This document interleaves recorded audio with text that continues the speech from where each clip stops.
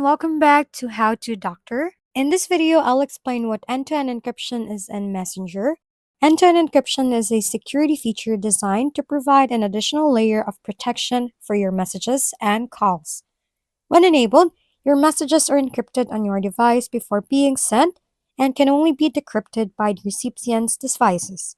This ensures that even if someone intercepts your message, they won't be able to read them.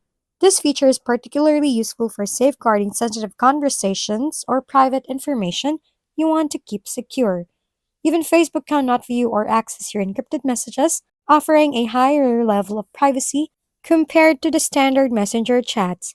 With end-to-end encryption, your messages are protected using a unique encryption key generated on your device.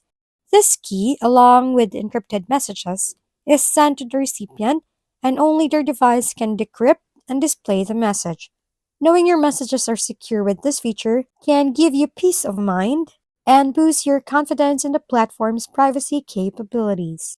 Thanks for tuning in to How to Doctor. If this video was helpful, please like and subscribe. And if you have any questions, drop them below, and we'll see you on the next video.